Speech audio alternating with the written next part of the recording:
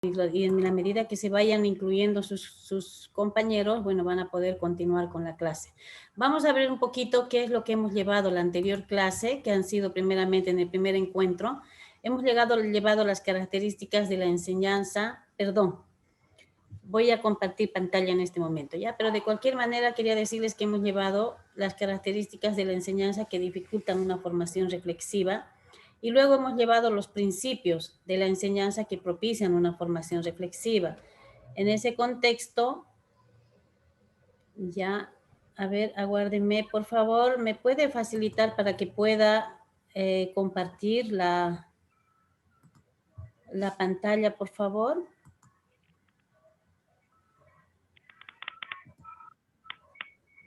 Buenas noches, licenciada. Ya está habilitado para que pueda Ya, compartir. listo, ya. Ahora sí, creo que ya ven, ¿no?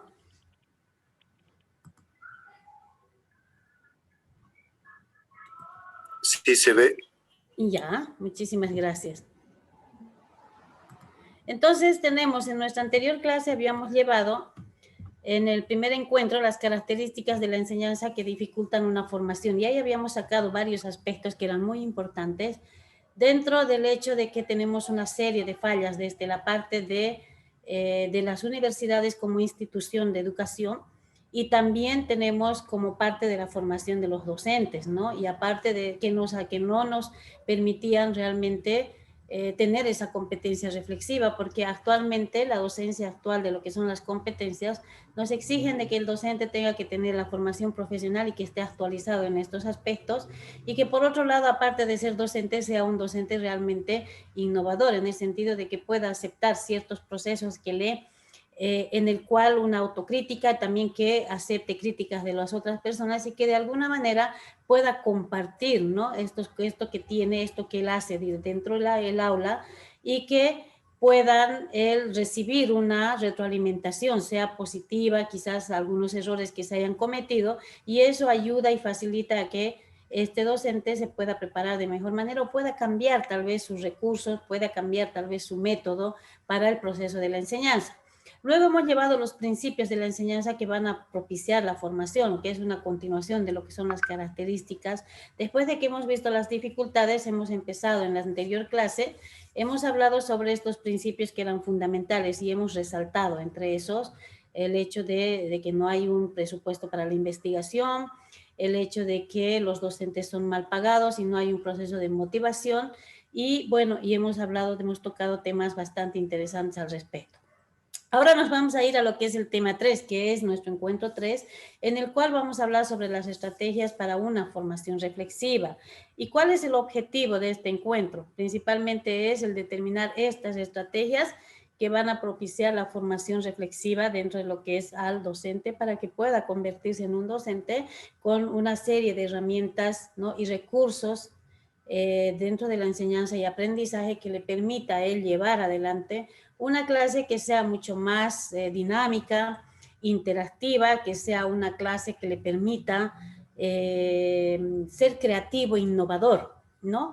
Entonces, aquí para eso es lo que nosotros estamos llevando, lo que es la formación reflexiva, que nos va a permitir a nosotros principalmente preguntarnos qué estamos haciendo bien y qué es lo que estamos haciendo mal y qué es lo que podemos mejorar. La idea en todo esto siempre es la mejora continua, o sea, de que constantemente el docente se vaya actualizando, tanto dentro de su formación profesional como la formación del docente, y se convierta en un docente bastante innovador, ¿ya? Entonces, las estrategias que propician, ¿cuáles serán las estrategias que van a propiciar? Aquí tenemos los docentes reflexivos, y vamos a ver qué es lo que es una estrategia. Ya, estrategia es un término, ya se utilizaba principalmente dentro de lo que son los términos militares, en el cual decían de que proviene de un lenguaje que comprende principalmente del hecho de planificar y dirigir ciertos movimientos militares, ¿no? Que eran movimientos bastante grandes que enfocaban principalmente a todo pueden ser ejércitos completos y todo eso. Entonces, ese término viene de ahí.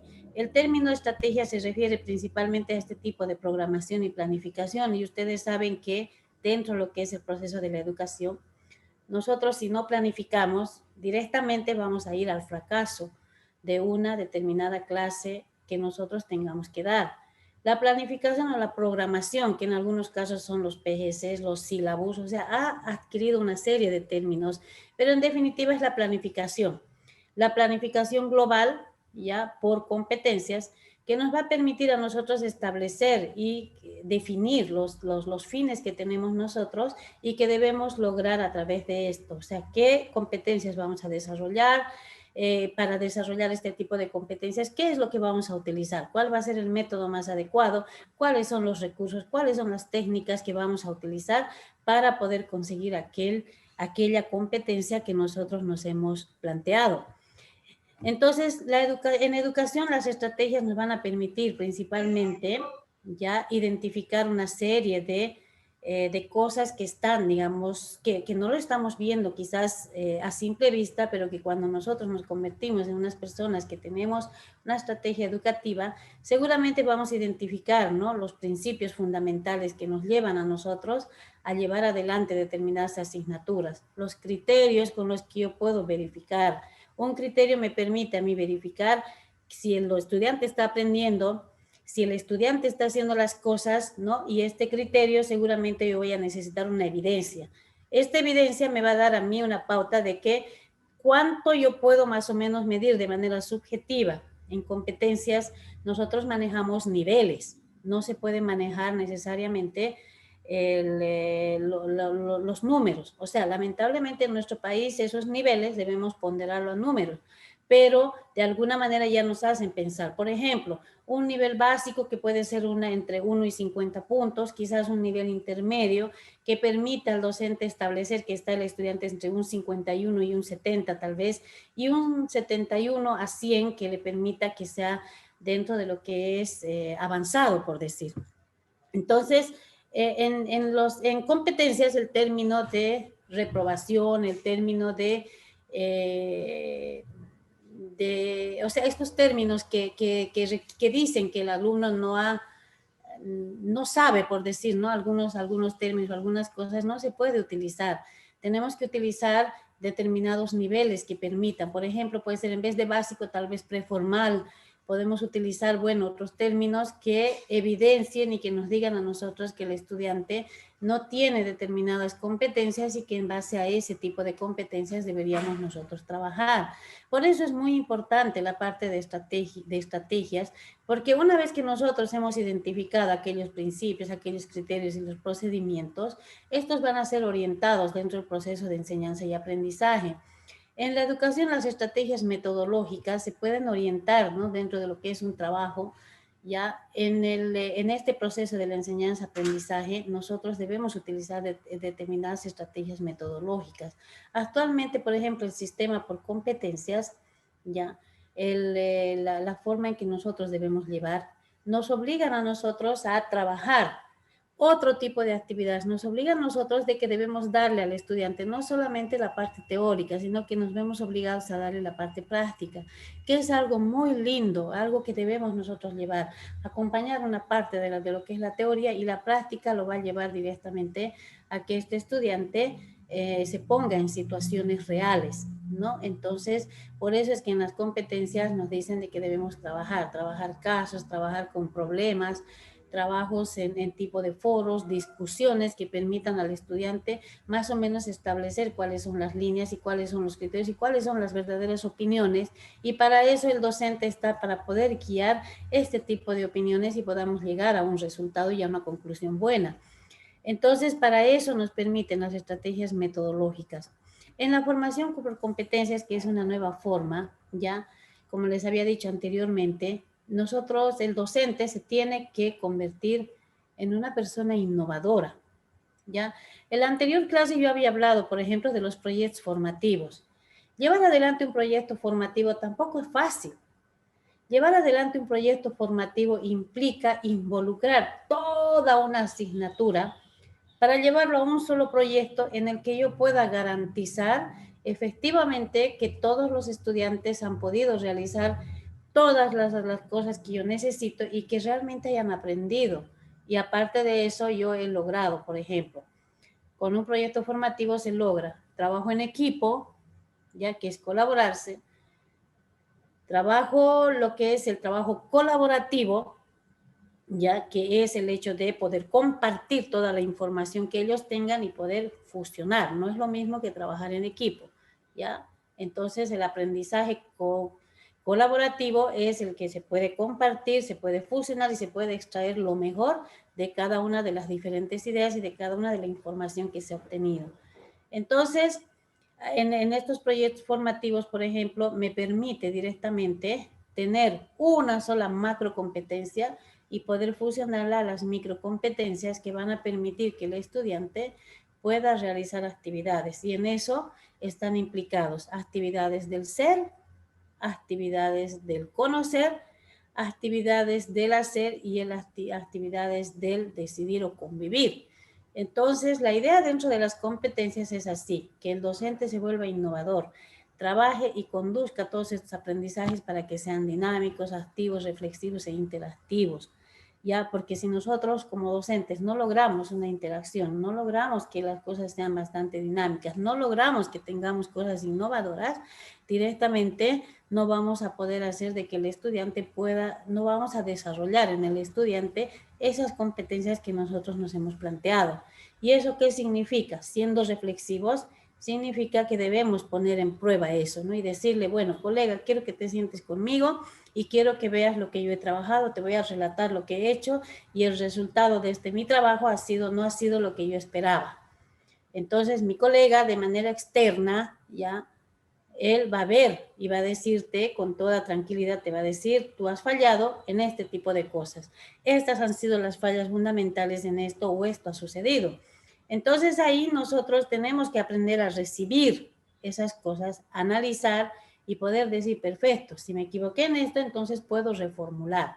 Para eso nos dicen también lo que hay procesos de reformulación. No es que nosotros nos podemos quedar solamente en eso y no tenemos las opciones. El ser innovador, el ser creativo, permite también la reformulación y también nos permite todo lo que es la tolerancia a la frustración, porque el docente también puede frustrarse cuando no ha conseguido un determinado propósito dentro de las clases o las actividades que hace. Entonces, en ese contexto ya podemos ver, se pueden crear una serie de actividades, como les había dicho, se pueden crear foros para discutir, si estamos en un sistema presencial, se pueden crear mesas redondas para poder cruzar, digamos, ciertas opiniones y todo eso y podamos sacar una conclusión final.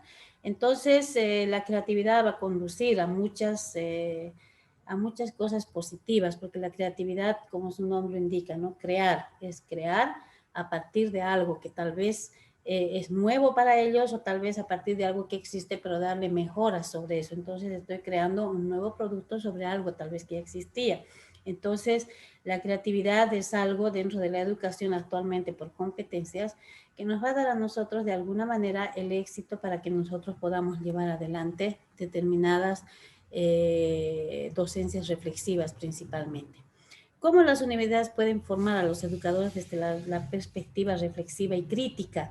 Me gustaría un poquito, por favor, interactuar con alguno de ustedes. ¿Quién quiere, por favor, hablar? Espero que sean otras personas y no necesariamente las mismas personas que han participado la anterior vez. ¿Cómo creen ustedes que las universidades pueden formar a los educadores dentro de una perspectiva reflexiva y crítica? ¿Alguien que quiera hablar? Aló, aló. Sí, dígame, Reinaldo, ¿no? Sí, exacto. Sí, adelante.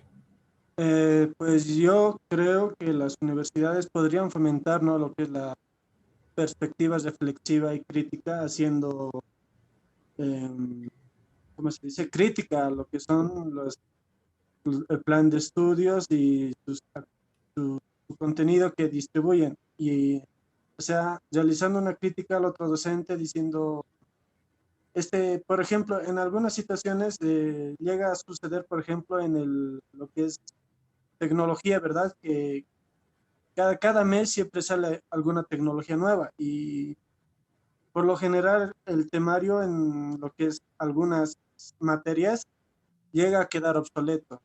En todo caso, sería bueno, digamos, esto de la crítica para poder reflexionar un poco, ¿no? Y actualizar también los temarios y todo eso. Otra forma también es mediante proyectos, porque realizando proyectos O sea, si una universidad realiza proyectos, entra en lo que es en lo que es la reflexibilidad, en lo que es la reflexión, ¿verdad? Ya que para un proyecto tienen que ver un objetivo y en este caso podría ser, digamos, algo con, no sé, que incluya lo que es la sociedad y en eso también los mismos docentes van a autocriticar y criticar bueno, el tema que se elija, ¿verdad? Ujú. Claro, efectivamente, gracias Reinaldo. Entonces ahí también tenemos que reflexionar, si se da cuenta, al docente que nos va a hacer la observación de reflexión, o sea, de crítica.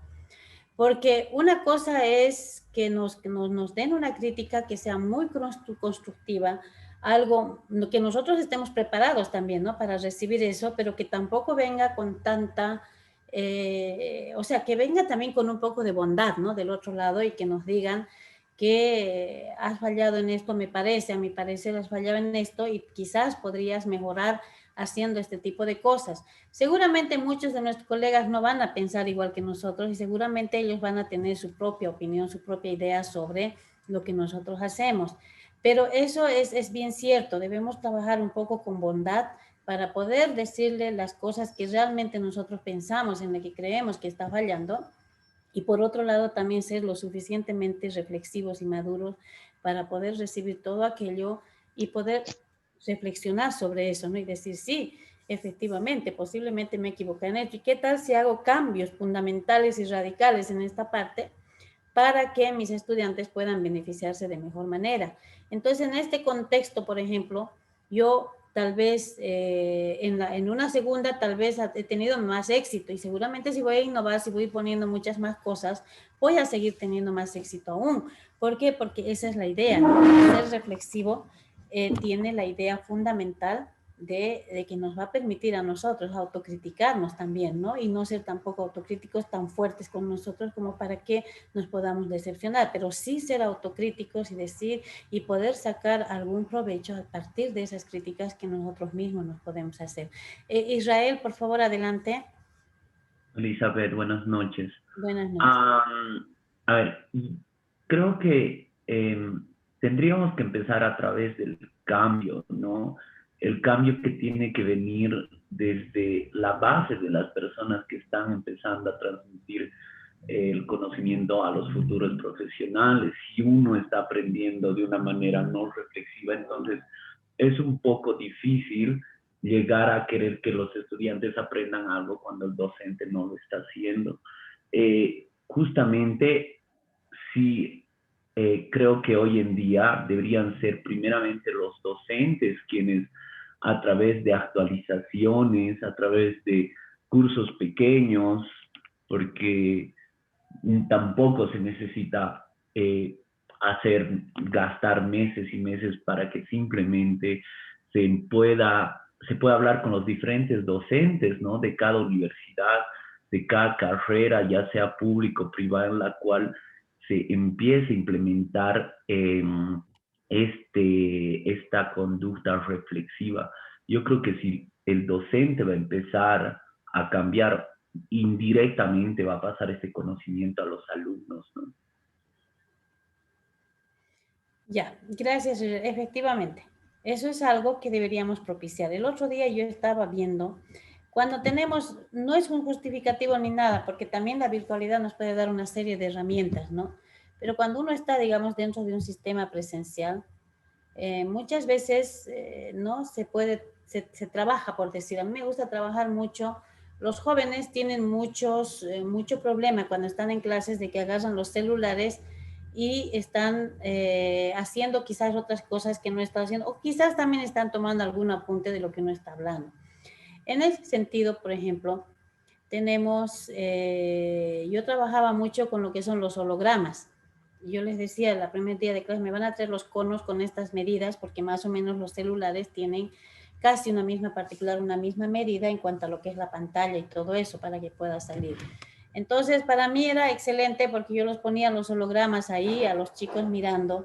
Dentro de la curiosidad que salían las diapositivas dinámicas, por ejemplo, ya se iban pasando, entonces yo les pasaba lógicamente las diapositivas, ¿no? Entonces los estudiantes no podían salirse de ahí, porque si se salían, digamos, a poder chatear, ya el holograma se perdía, entonces tenían nuevamente que ingresar y ya era otro proceso y un problema.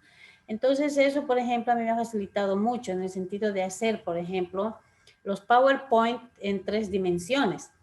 Trabajar con PowerPoint en 3 dimensiones, que sí se puede hacer, se puede lograr, pero a través de la virtualidad no se puede ver de pronto un holograma, pero sí quizá aquí, por ejemplo, tampoco podemos verlo porque la pantalla es estática. Ahora, se pueden elaborar videos. Los videos hoy en día ya son un instrumento normal, ya están entrando dentro de lo que es también la utilización dentro de lo que son los métodos tal vez tradicionales. Pero hay también formas, por ejemplo, se pueden aprender también a través de los TikTok, ¿no? El otro día yo estaba, o sea, le estoy diciendo, yo estaba haciendo la prueba, yo no soy tiktokera, no tengo todavía yo el canal, pero estaba viendo con mi hija que hay determinados conceptos pequeñitos en los que se podría aprender a través de TikTok. Ya estaba haciendo el otro día un ensayo porque yo también tengo que entrar a lo que es la era del TikTok, tengo que entrar a lo que son las redes yo manejo redes sociales, ¿no? Pero TikTok no, entonces he dicho ya mis hijas están manejando TikTok, veo a gente haciendo TikTok, entonces creo yo prudente que tal vez se puede trabajar con pequeños conceptos pequeños a través de la utilización del TikTok, ¿no? Me parece interesante. Por ejemplo, estaba el otro día capacitando en competencias a un grupo de docentes ya que eran en la universidad, entonces yo les decía 4 aspectos y con mi hija hacíamos la prueba de sacar un TikTok y decirles cuáles son los 4 aspectos fundamentales de contenido que debería tener una competencia. Entonces era bastante interesante, pero son cosas que también hay que trabajarlos, o sea, un TikTok debe ser, si yo quiero armar un TikTok, tiene que ser un TikTok educativo, tiene que ser desde el atuendo, desde los movimientos, desde el cuadro que se vaya a presentar, tiene que tener una misma línea, un mismo formato que vaya a cuidar tanto la imagen del docente como también el contenido que queremos transmitir. Entonces, es posible tener buenos resultados con eso. Entonces, yo creo que sí, voy a empezar a trabajar con lo que son los TikTok. Quiero entrar dentro de lo que son he trabajado un tiempo, por ejemplo, con la realidad agrandada que le dicen, ¿no? Que en unos casos no sé qué términos también utilizan. Entonces, donde hemos utilizado unas plantillas para poder hacer unas presentaciones donde podamos hacer de manera diferente. Entonces, quizás ahorita la virtualidad, ¿no? En algunas cosas, en algunos aspectos, nos va a permitir a nosotros de alguna manera también redescubrir, ya, porque como les había dicho en la anterior clase, los docentes también aprendemos mucho de ustedes.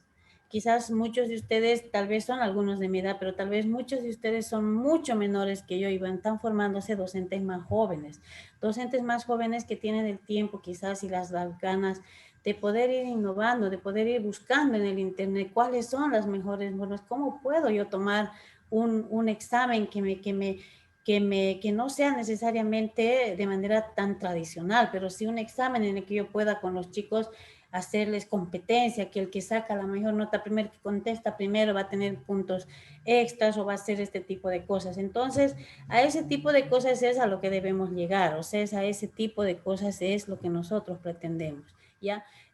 No sé quién más alzó la mano. Reinaldo, creo, no sé. Hola, buenas noches. Sí, buenas noches. Ah, Sí, Roberto decía, bueno. sí, estoy utilizando otro celular, salí urgente a una reunión. Bueno, con respecto a esta situación, realmente ser un maestro reflexivo y crítico de uno mismo, realmente es un camino que uno tiene que ir siguiendo de a poco. Quizás a un principio es molestoso recibir cualquier tipo de crítica o que nos estén observando alguna situación, pero necesariamente tenemos que aprender a dar estos pasos. ¿Y de quién recibimos la mejor crítica? Yo pienso como docentes o como maestros es de nuestros mismos estudiantes.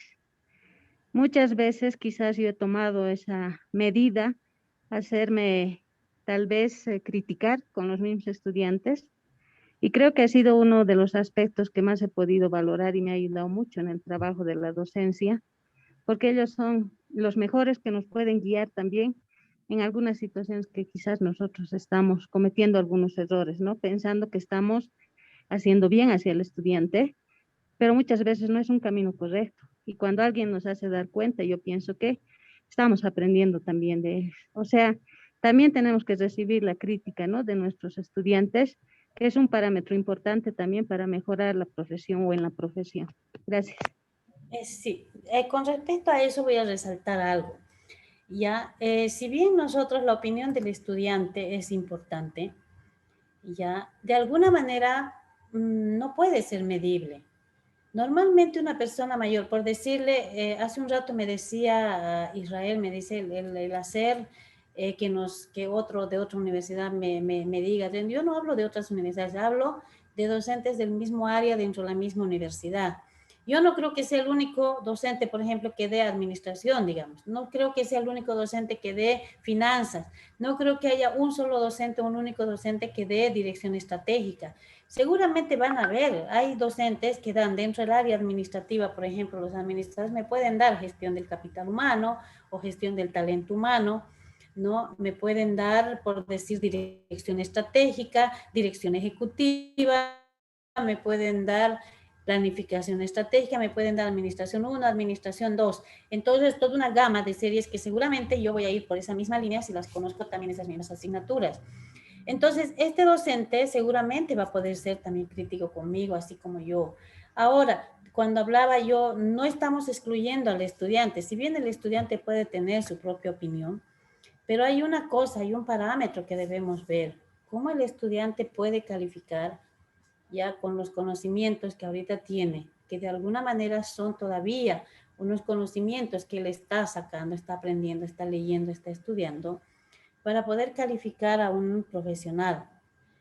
Por ejemplo, podemos ver nosotros que el estudiante nos pueda calificar no en la parte de conocimientos, quizás sí en el momento en que diga, maneja su materia, sí. ¿Por qué? Porque claro, se va a dar cuenta perfectamente el estudiante si el docente maneja o no su materia, ¿ya?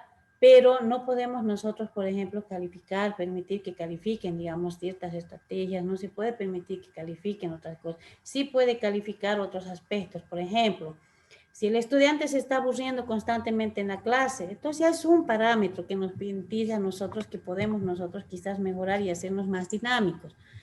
Si vemos que el estudiante, por decir, falta a mi clase, la mayor cantidad de estudiantes falta a mi clase, pueden haber varios aspectos. Uno, que se aburre con mis clases y prefiere no venir, o no le estoy dando algo nuevo y prefiere no venir. Entonces, al no venir, ya lo soluciona el problema porque dices, no me está dando nada nuevo, ¿para qué yo quiero ir o asistir? ¿No? U otra cosa, o soy tan permisivo que a mí no me interesa. Si el estudiante viene o no viene, igual va a pasar. Entonces, hay muchos aspectos. Si usted se da cuenta, hay que tener mucho cuidado con eso de las calificaciones. Además, que el estado de ánimo del estudiante va a salir de una manera que no podamos nosotros medir. ¿Qué tal si ustedes han tomado un examen hoy y a todos les ha ido mal? Hoy día han tomado y dicen, a ver, vamos a tomar una evaluación para que se ganen más puntos o lo que fuera, les voy a tomar una evaluación sorpresa, ¿ya? Entonces, sea por un punto, aunque sea que vayan a perder, el estudiante ya lo ve como un problema grande. Hemos sido estudiantes todos, entonces lo vemos como un problema, un punto me va a quitar, ¿no? De cualquier manera, entonces, y yo tomo inmediatamente o tomo mañana la evaluación. Este estudiante que no ha podido conseguir con seguridad va a calificar, pero no va a calificar de una manera madura. No va a calificar viendo y evaluando realmente lo que se está haciendo. ¿Ya? Entonces, en ese contexto, puede calificar, puede darnos parámetros el estudiante, pero no necesariamente nos pueda dar algo que nos permita a nosotros reformular, por ejemplo, nuestra clase.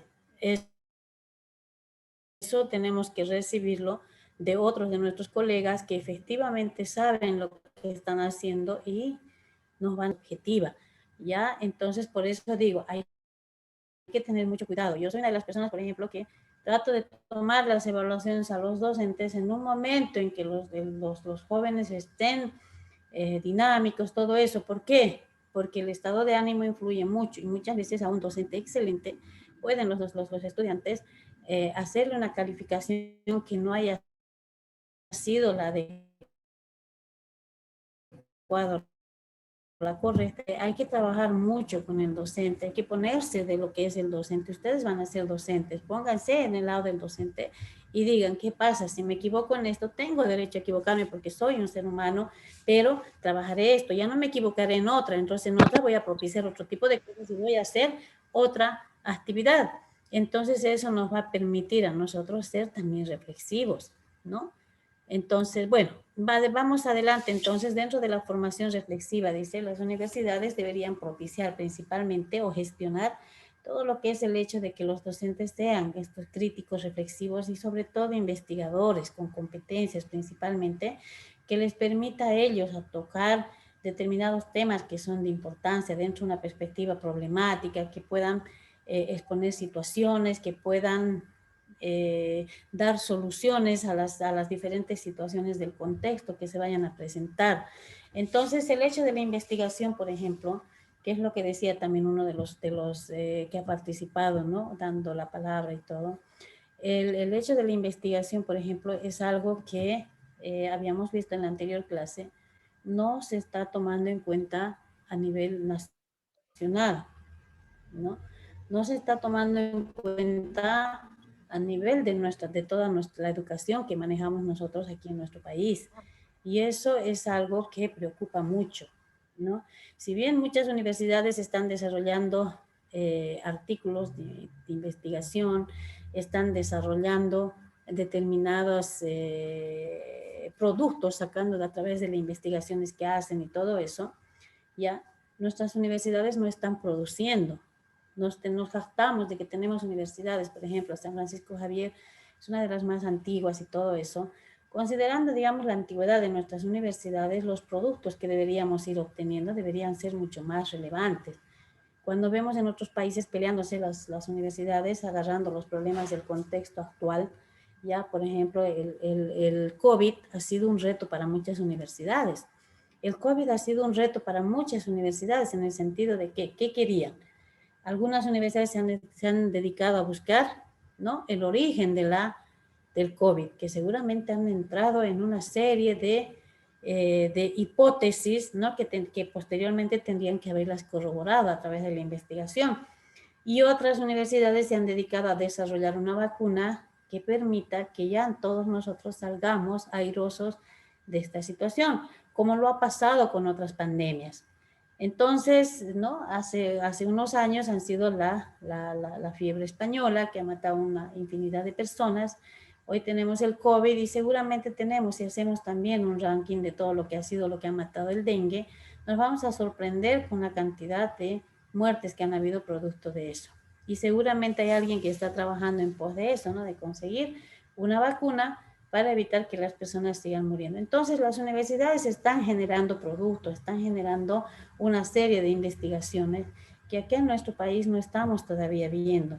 No, ¿por qué? Porque las universidades no dan las capacidades, no dan el dinero, por decir, no hay una inversión en investigación para que el docente pueda seguir investigando. En otras universidades al docente se le da año sabático, creo que se le llama. Se le paga todo el año, pero este docente investigador debe presentar producto de esa investigación, paso a paso debe presentar y debe dar para que las diferentes universidades puedan hacer las publicaciones a partir de las creaciones que son de las investigaciones universitarias. Entonces, ese tipo de cosas, por ejemplo, también nos llevan a un proceso de reflexión. ¿Estamos haciendo bien en la educación? Yo no soy defensora de las instituciones, no soy defensora, pero sí soy un poco crítica ante ciertas situaciones. Y si está en mis manos poder arreglar por lo menos un poquito de los problemas que aún nosotros tenemos, hay que hacerlo. Ese pequeño aporte seguramente va a venir otro que va a aportar y seguramente vamos a conseguir logros muy importantes más adelante. ¿Ya? ¿Qué estrategias y vías propician la formación? Ya, la formación reflexiva en el docente. La reflexión debe estar presente, dice, voy a leerlo porque es algo que dice un experto sobre lo que es la reflexión, debe estar presente en todo proceso formativo, tanto en la planificación, en la práctica, como en la reflexión sobre la acción práctica. Eso quiere decir que nosotros queremos dar teoría, también debe estar inmerso nuestra reflexión. ¿Para qué sirve esa teoría? cuál va a ser la utilidad de esta teoría que estoy dando, ¿no? ¿Cuál es cómo lo van a utilizar mis estudiantes esta teoría que yo estoy dando?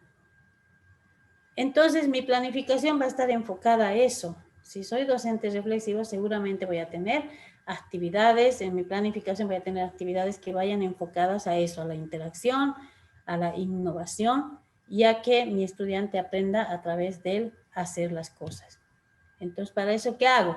Seguramente voy a hacer un proyecto formativo, voy a trabajar con un caso en particular, voy a darles casos constantemente, ponerlos en situaciones reales en el cual van a permitir seguramente la formación. El otro día yo estaba leyendo un caso muy particular, muy lindo.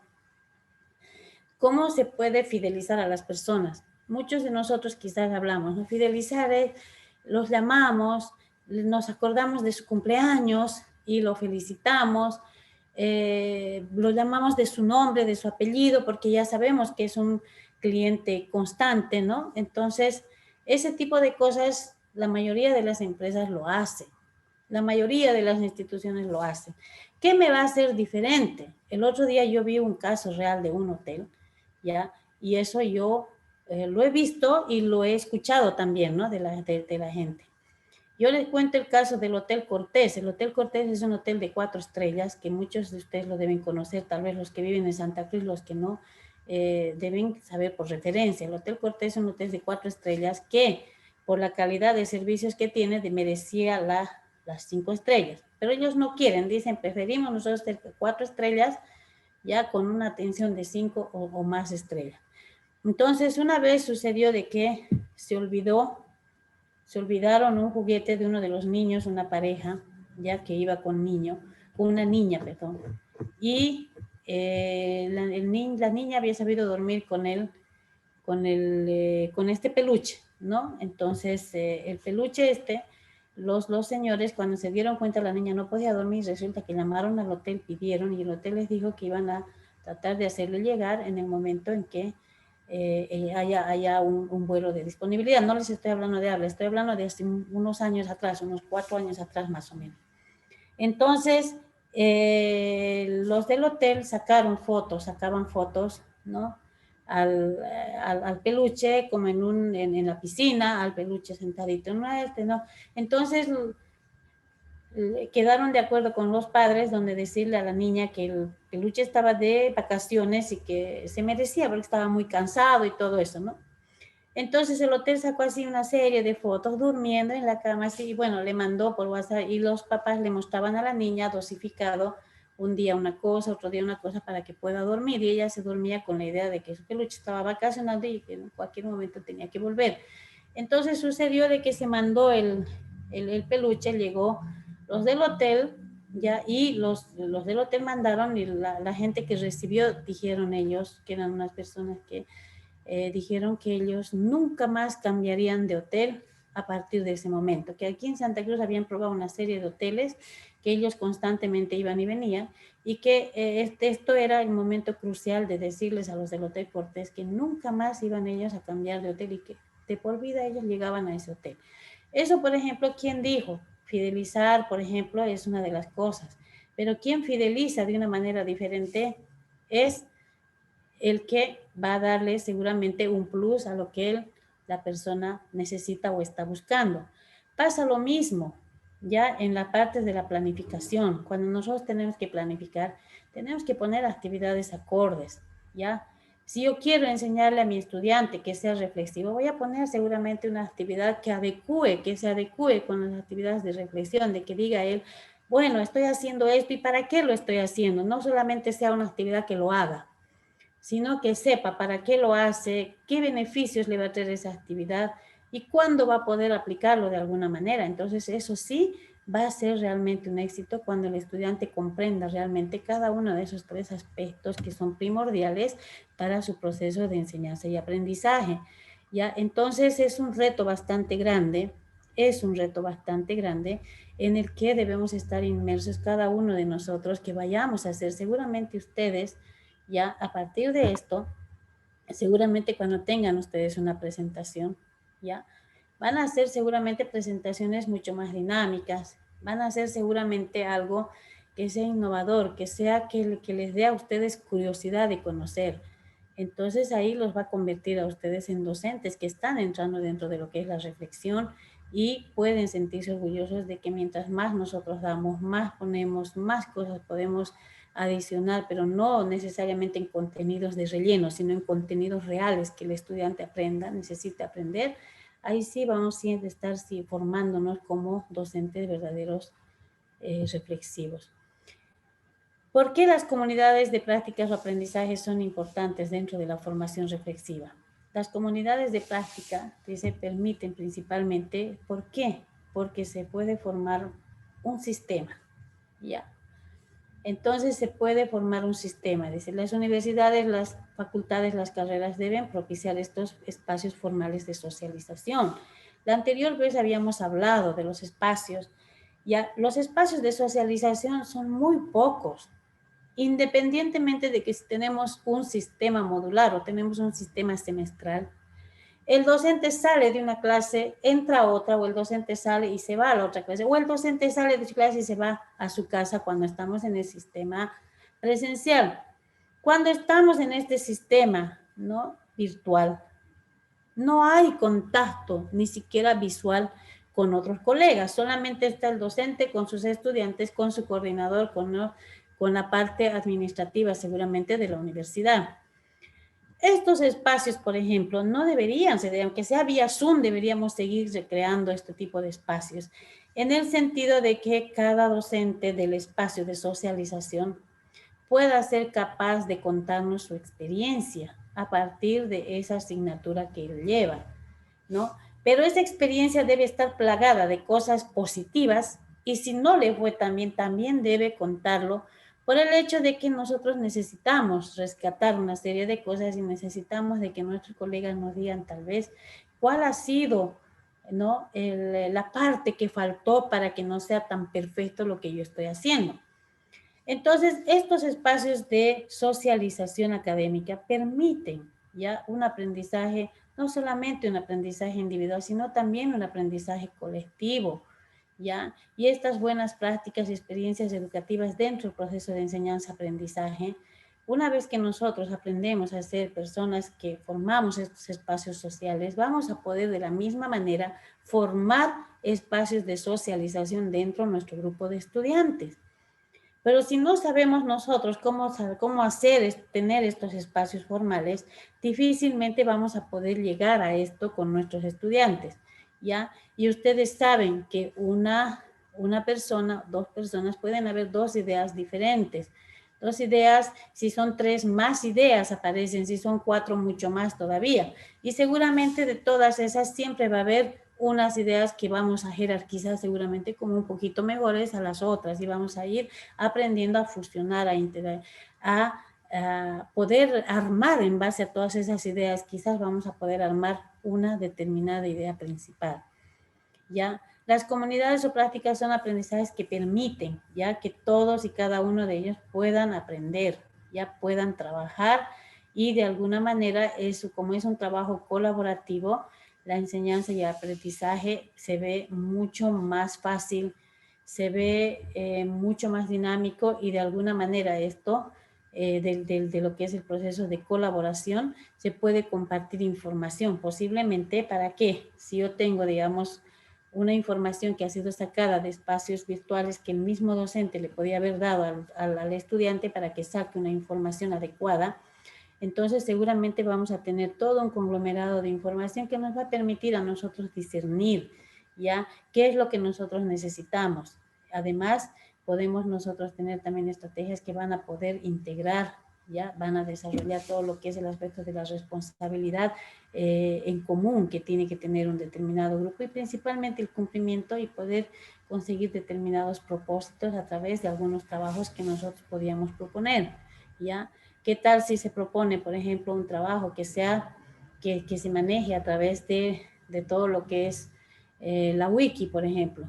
En la wiki nosotros sabemos qué es lo que trabaja cada quien, qué ha aportado cada quien, ¿ya? Pero seguramente va a haber una persona que va a armar todo eso que han aportado, seguramente va a formar un pequeño espacio donde saque una conclusión a partir de las ideas de otros.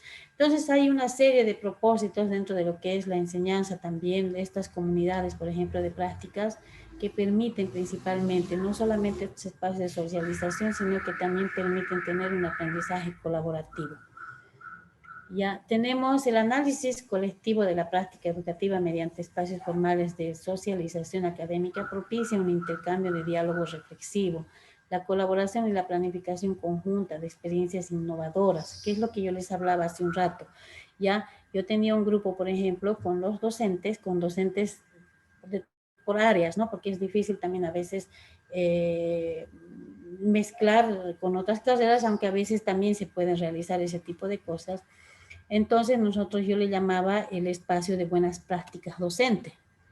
Entonces el docente tenía la facilidad y la potestad, se elegía, se sorteaba o se elegía, había primeramente voluntarios, si no había voluntarios se podía sortear y se le decía que ponga ahí, que nos comente, que nos cuente en máximo 10 minutos lo que había realizado durante todo el semestre y cuáles habían sido los resultados. En uno de esos, por ejemplo, nos salió una docente muy honesta, dijo que había trabajado ella esperaba recolectar en un colegio, lo que llamamos nosotros las escuelas amigas, se había ido a los colegios a poder recabar determinada información y parece que ella dice, ¿no? Ella misma comentaba y decía de que posiblemente la instrucción ha sido mal dada, ¿no? Que los resultados que quería ella a través de ese levantamiento de datos que iban a hacer no había salido lo que ella quería y no pudo conseguir la competencia adecuada para estos estudiantes. Entonces tuvo que reformularse nuevamente para poder hacer una nueva práctica que les permita a los estudiantes aprender lo que realmente se había concebido como una competencia. Eso, por ejemplo, puede suceder, ¿no? A las personas, si nosotros no damos una instrucción adecuada, si nosotros no tenemos bien definido y bien planteada la competencia, puede dar motivo de confusión y eso se nos puede pasar a cualquiera, las personas que tienen experiencia, ¿no? Inclusive a ellas pueden de alguna manera equivocarse, pero para eso está el hecho de que podemos nosotros reformular cada una de aquellas cosas, ¿ya? Formas de trabajo de las comunidades de prácticas o aprendizaje. Ya, ejemplos. Aquí, por ejemplo, tenemos el trabajo docente metodológico a través de espacios sociales no formales de socialización académica. Aquí, por ejemplo, podemos ver el aprendizaje colectivo de buenas prácticas docentes, que era lo que yo les hablaba hace un rato, ya de que las universidades, las carreras deben propiciar y gestionar este tipo de cosas, ya el docente metodológico mediante estos espacios, para que se puedan hablar sobre determinadas líneas quizás de acciones metodológicas que se pueden tener.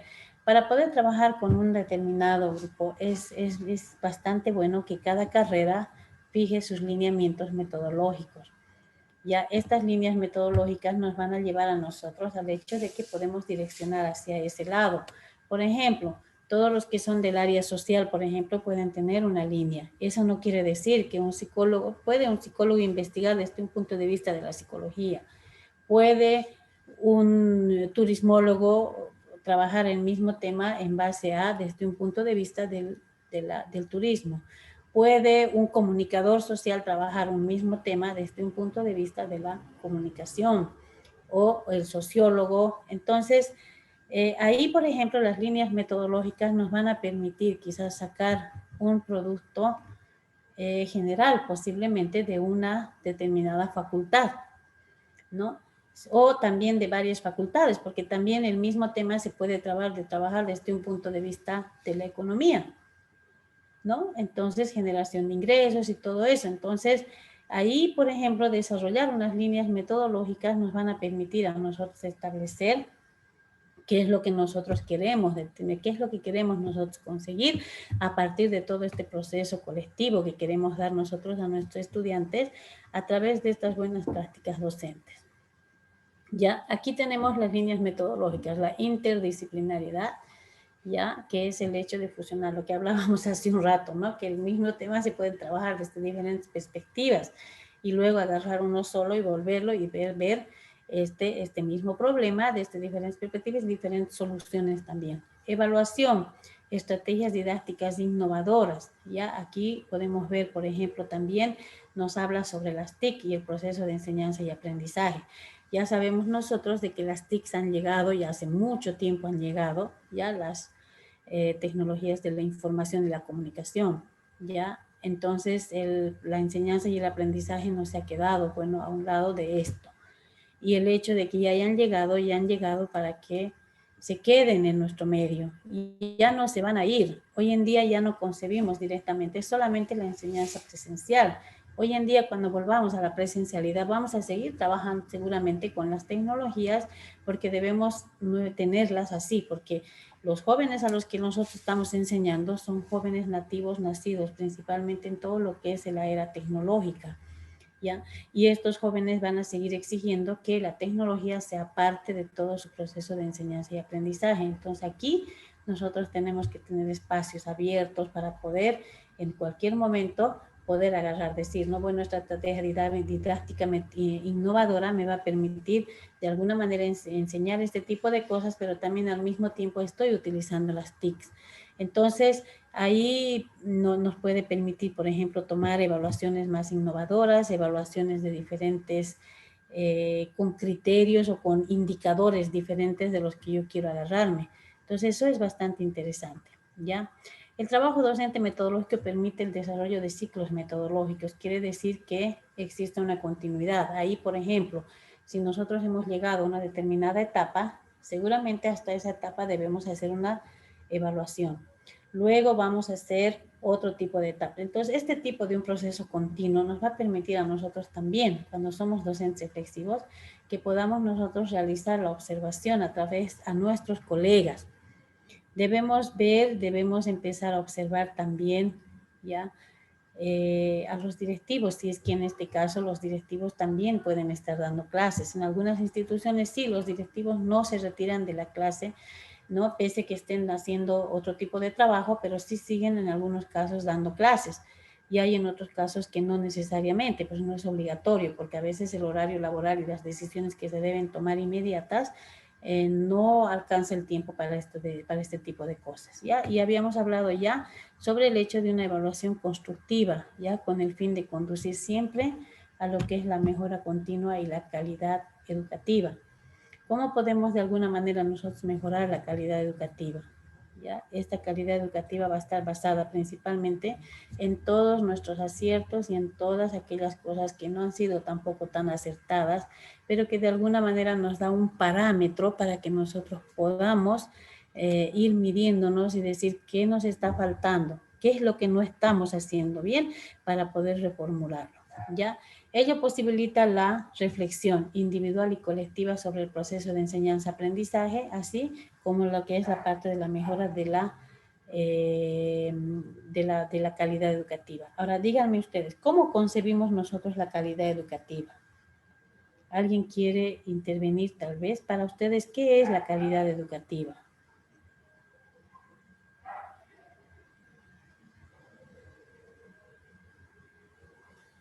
¿Alguien quiere hablar? A ver, voy a poner, ¿alguien está hablando, está levantando la mano? No, Profesora, dígame, dígame. sobre el tema de la calidad educativa, entiendo yo que tiene que ir en función a la ética profesional que uno tenga que transmitir a los alumnos y que los alumnos puedan ir desarrollando valores para un profesional futuro, ¿no? Eh, yo creo que el transmitir el tema de trabajo honesto, de hacer todo con una gestión, se podría decir, sin corrupción, eh, sin, sin aprovecharse de los demás, o sea, tratando de demostrar que los valores humanos, no voy a ir en el tema de valores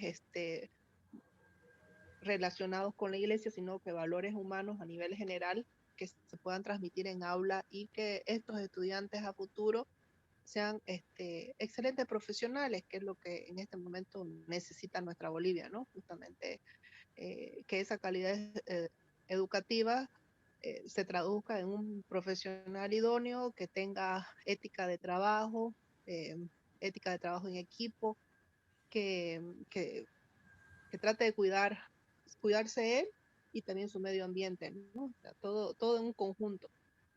Esa es mi opinión. Sí, gracias, Silvia. Efectivamente, aquí vemos nosotros algo de lo que habíamos hablado la anterior vez. Las competencias, el aprendizaje por competencias, una de las cosas transversales que nos dice es que el estudiante debe trabajar su proyecto ético de vida. ¿A qué se refiere el proyecto ético de vida? Se refiere a esto, al desarrollo de los principios, al desarrollo o al manejo, porque seguramente el estudiante ya viene con algunos principios, con algunos valores que se manejan ya desde ya en casa, ¿no? Por ejemplo, el principio de la responsabilidad, ¿no? Entonces, educación, ¿no? Esos valores que pueden ser la bondad, la generosidad y todo eso. Entonces, los proyectos éticos de vida no solamente van a estar enfrascados a todo lo que son los procesos de una persona, o sea, ahí la integridad juega un papel muy importante y el ser íntegro es, así como dice, integridad, uno solo, ¿no? Íntegro. Entonces, no puedo ser yo bueno por decir en lo que hago si yo estoy fallando en cosas de casa. No puedo ser bueno en esto si es que yo estoy fallando en otras cosas.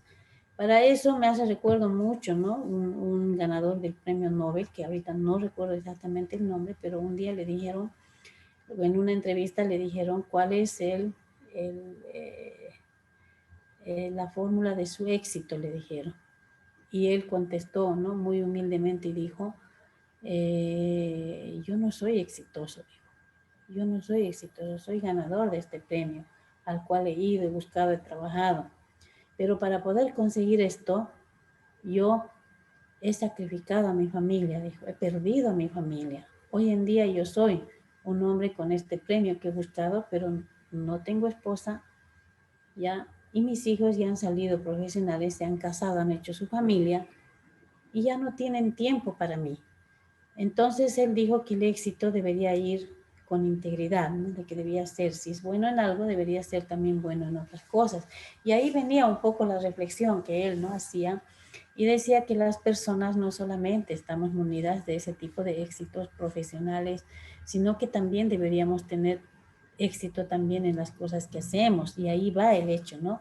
De tener éxito en la familia, de poder ser exitosos a través del hecho de la crianza, quizás de nuestros niños, poder dirigirlos hacia algo, las cosas positivas, buenas, que a la larga al final van a ser, ¿no? Cuestiones de medición para nosotros.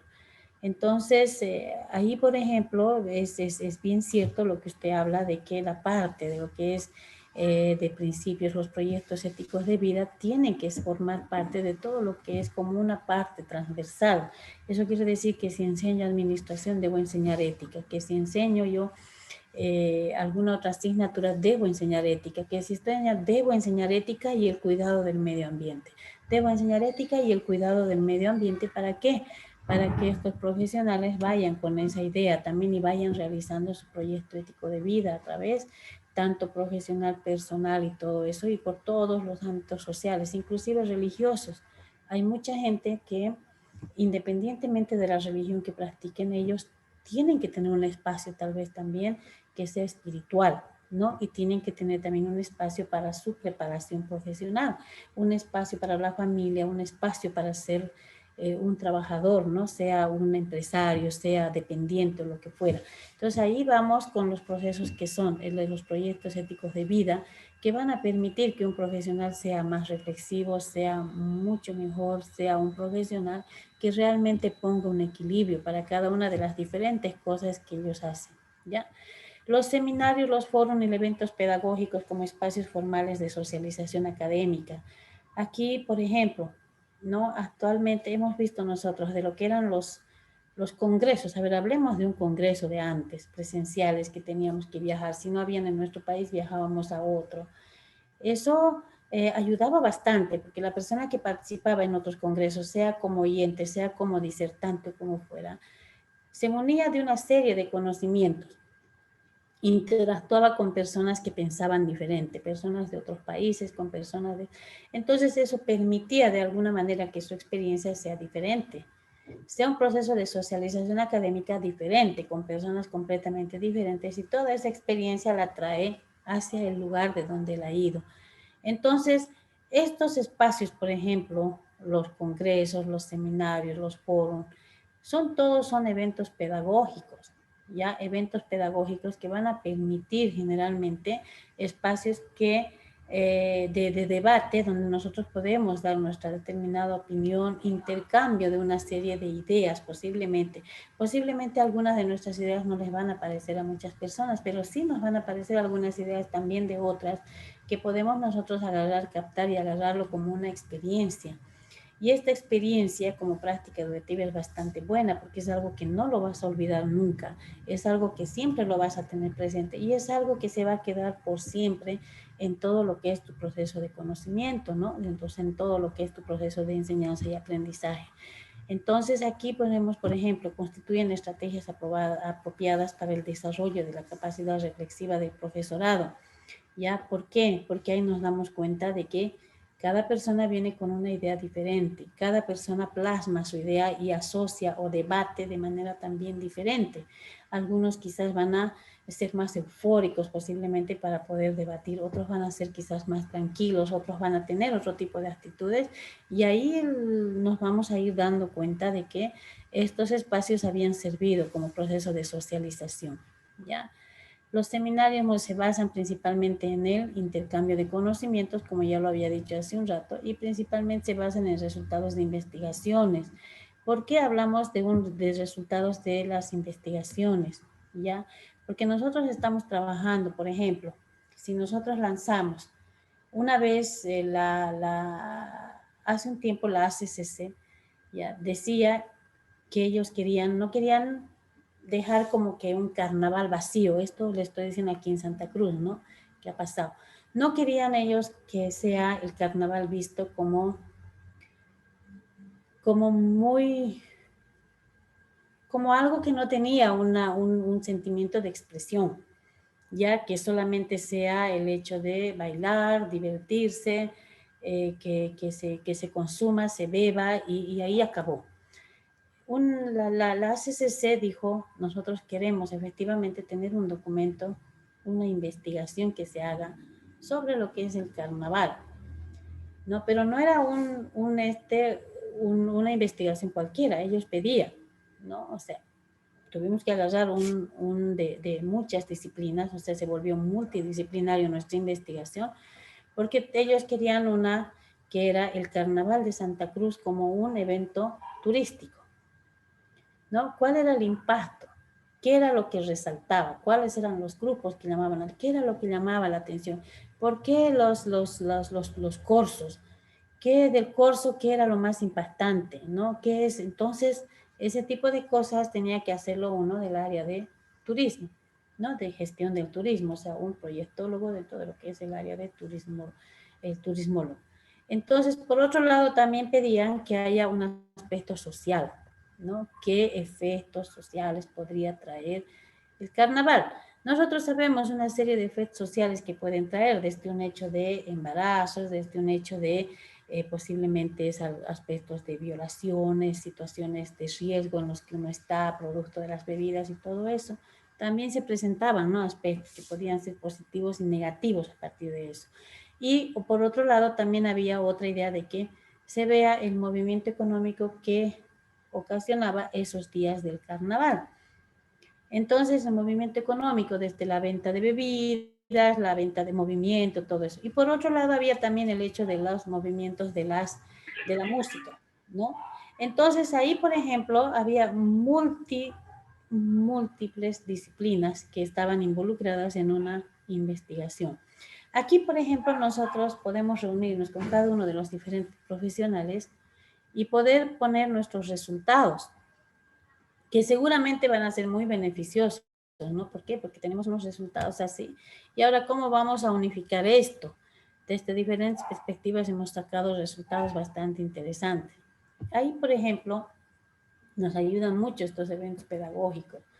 Porque de alguna manera el docente, por vocación y todo, y el que está trabajando, sabe cómo puede esto fusionar, sabe cómo puede armar este tipo de cosas, ¿ya? Y entonces aquí, por ejemplo, ya viene que tenemos ya nosotros lo que hemos tenido los resultados a través de las investigaciones que se han hecho desde diferentes disciplinas. Estos espacios, seminarios, foros y eventos pedagógicos ayudan mucho en todo ese tipo de cosas, desde el poder investigar para artículos, desde el poder sacar buenos productos para la universidad a través de los estudiantes. Por ejemplo, ¿alguna vez ustedes han visto, por ejemplo, un concurso de artículos científicos? Yo lo he lanzado, pero una vez en mi universidad, ¿ya? Y he tenido solamente 2 jóvenes que se han presentado. ¿Cuál es qué sucede? Y eso que los premios eran nomás bastante interesantes, ¿no? Desde unas tabletas para que puedan seguir investigando y todo eso, ¿no? Cosas así bastante útiles para sus investigaciones, ¿ya? Entonces, ahí me puse a analizar junto con otros docentes y dije, ¿por qué no causa impacto una investigación? Entonces, ahí nos dimos cuenta de que a los estudiantes no se lo estaba llevando por el lado de la investigación. Pero si desde ahora nosotros iniciamos, desde el primer semestre, ¿no? O desde el colegio empezamos, investigue esto, así sean investigaciones pequeñitas, con seguridad a la larga vamos a tener grandes investigadores. ¿Ya? Entonces, estos espacios de seminarios, forum, también ayudan mucho a los estudiantes que cuando ven que otros estudiantes han tenido ya logros, han tenido quizás publicaciones, quieran ellos también copiar de alguna manera aquello que es positivo, ¿no? Entonces, estos espacios ayudan en gran manera para que nosotros podamos manejar, tanto para nuestros estudiantes como también para nosotros, ¿ya? Aquí tenemos la narrativa como herramienta de reflexión en las comunidades de aprendizaje a través de los espacios formales e informales de socialización. Ya aquí, por ejemplo, tenemos las experiencias de los docentes. Esta narrativa como una herramienta va a permitir sobre todo, ¿no?, que dentro de las comunidades de aprendizaje que puedan reconstruir, ¿no?, y poder plasmar determinadas experiencias que se han tenido. Yo le llamo nuevamente lo que es la práctica, buenas prácticas docentes. Igualito para mí, estas narrativas igual, siguen siendo buenas prácticas docentes. ¿Ya? Entonces, si podemos nosotros aprender todo este tipo de narrativas, no solamente como nosotros las experiencias que tenemos, también podemos hacer de que nuestros estudiantes puedan trabajar con esos procesos de narrar determinadas circunstancias o situaciones para el proceso de enseñanza-aprendizaje.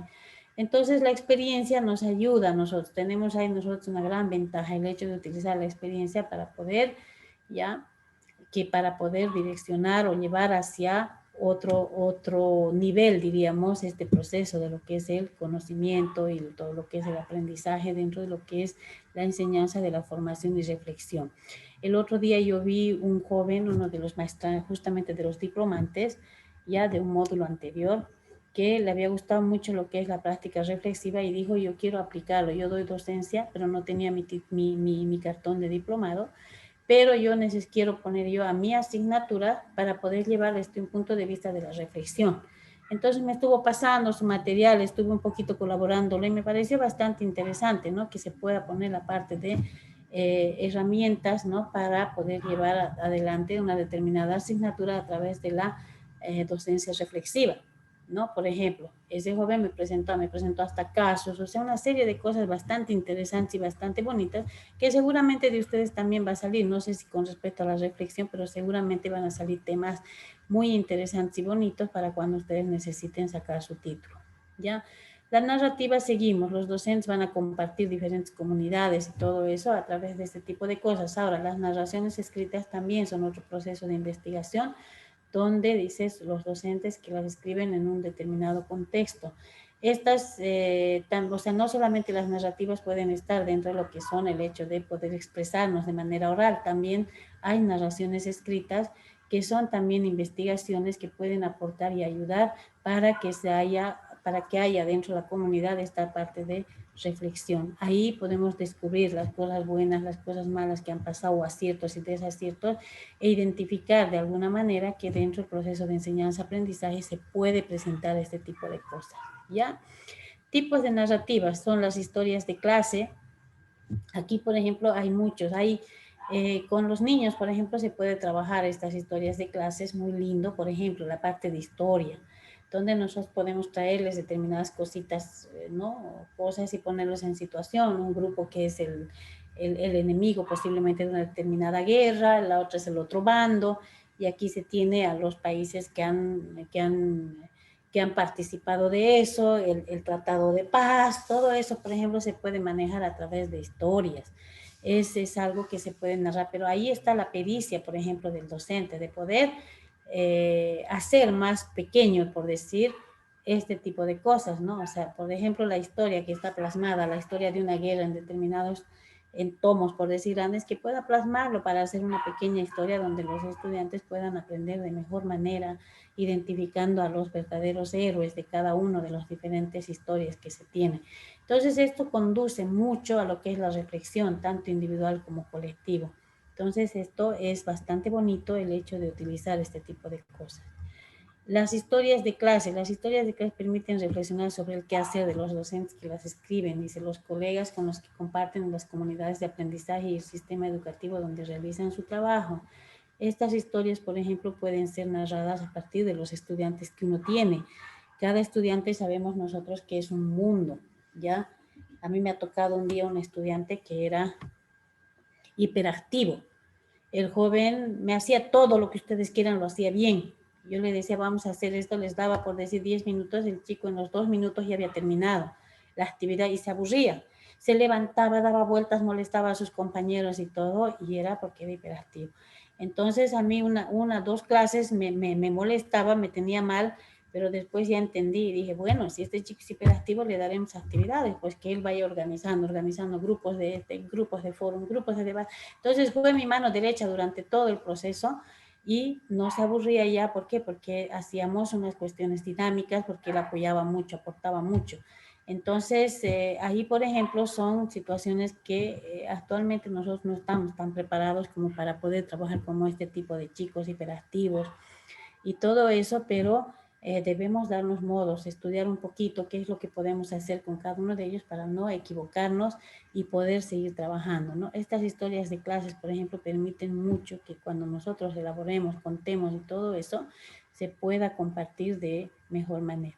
Luego tenemos estrategias para la reflexión individual de los docentes, los diarios de clase. No sé si alguien ha visto la película Diarios de la Calle. Es una película muy linda que está asociada justamente a los diarios de clase, ¿ya?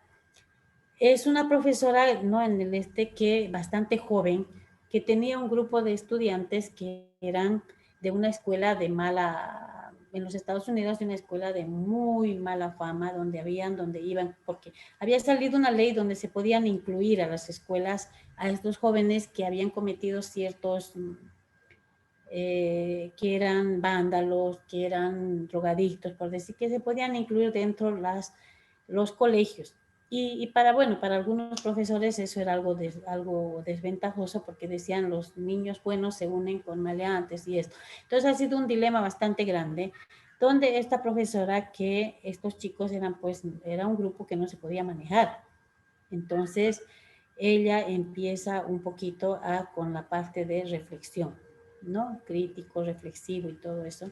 Y empieza ella a entrar desde un punto de vista diferente. Jóvenes que no leían empezaron a leer, ¿no? Y jóvenes que ella les dijo, yo quiero que ustedes escriban aquí su diario y esto lo vamos a convertir en un libro que luego vamos a publicar. Como que ha sido un libro que efectivamente se ha publicado y en base a ese libro se ha hecho la película. Entonces, estos jóvenes que eran así empezaron a agarrarle amor a la lectura, ¿no? La profesora, si bien no había libros de la biblioteca, porque los de la biblioteca decían que los chicos no iban a leer, lo iban a botar, lo iban a romper, y que mejor no les prestaban, no querían ni siquiera prestarles libros de biblioteca. Entonces ahí la profesora con lo poco que ganaba, empezó a comprarles libros a los chicos y les daba bolsitas de libros para el semestre, de todo lo que iban a leer, y todo eso, y empezó a sacar unos jóvenes lectores, jóvenes que empezaron a apoyarse entre ellos, jóvenes que empezaron a interactuar entre ellos y empezaron a tener un proceso de todo lo que es la enseñanza. Primeramente se han vuelto críticos, reflexivos y luego han empezar a trabajar a través de lo que es el trabajo en equipo o el aprendizaje colaborativo. Entre ellos se podían ayudar. Entonces, al final, ¿no? Ellos hicieron unos diarios.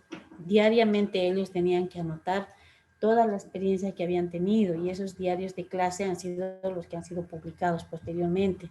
Entonces, estos diarios, por ejemplo, de clase, ayudan mucho en el sentido de que no solamente nos refleja el contenido de la asignatura, sino también algunos sentimientos que ellos tienen con respecto a los procesos de opinión que no han podido dar o que no han sido resueltos quizás en determinado momento.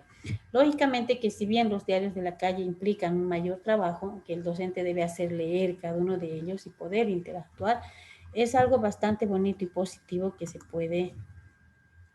puede manejar de alguna manera.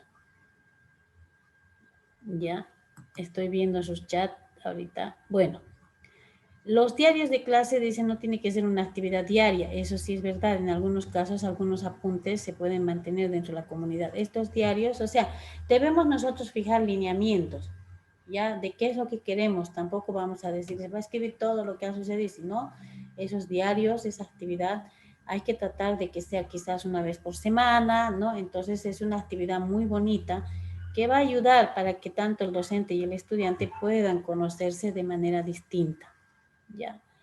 Entonces, el diario de clase, bueno, constituye las historias de clase, la mejora de la calidad educativa y, bueno, tiene muchos aspectos dentro de lo que es la reflexión, ¿ya?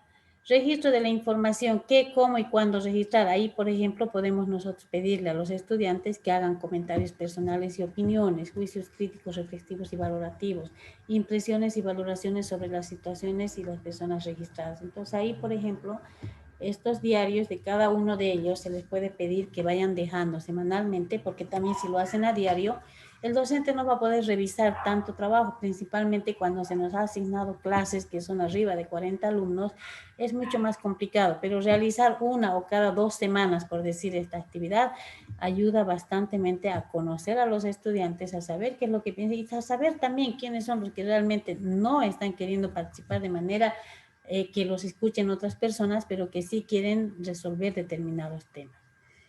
Otros espacios informales de socialización académica que propician la formación. ¿Cuáles serán esos otros espacios? Aquí tenemos espacios formales entre docentes y estudiantes.